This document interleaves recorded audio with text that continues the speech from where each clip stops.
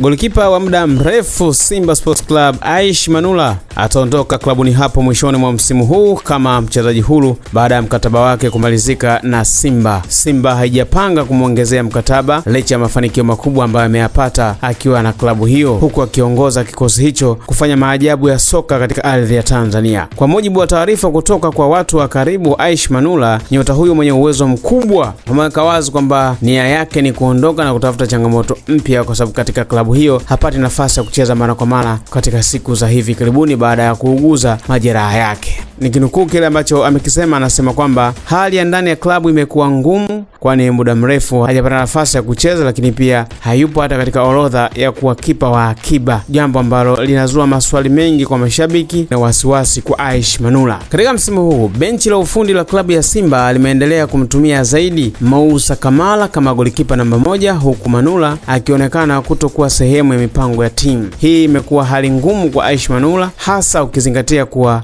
hana majeraha yoyote na bado yuko katika kiwango kizuri. Baada ya kukosa nafasi Simba kwa muda mrefu, Aish Manula anatafuta klabu mpya ambayo itampa fursa ya kucheza mara kwa mara. Miongoni mwa timu zinazotajwa nia ya kumsajili Aish Manula iko Azam FC, klabu yake ya zamani kabla hajajiunga na klabu ya Simba. Kikosi cha Azam FC kimekuwa na mabadiliko ya changamoto hasa katika safu ya ulinzi na langoni. Nadhani usajili wa Aish Manula unaweza kutengeneza na kurudisha matumaini makubwa ya kutoa ubingwa katika msimu mpya wa ligi kuu soka Tanzania bara. Sasa wengi wanampa chapuo Aish Manula arudi katika klabu yake ya zamani, yani Azam FC. Iwapo dili hili litakamilika, itakuwa ni fursa nzuri kwa Aish Manula kurejea katika kikosi hicho. Naamini pale Azam FC atapata nafasi ya kucheza full time, ya kucheza ili kuweza kurejea katika makali yake ambayo wengi wanatamani kumwona Aish Manula akifanya maajabu yale ambayo wameyazoea. Kwa sasa mashabiki wa Simba na Azam FC wanasubiri kwa hamu kuona nyota huyo atatua wapi kati ya hizi timu mbili ambazo wengi wanampa chapuo Aish Manula aende huko.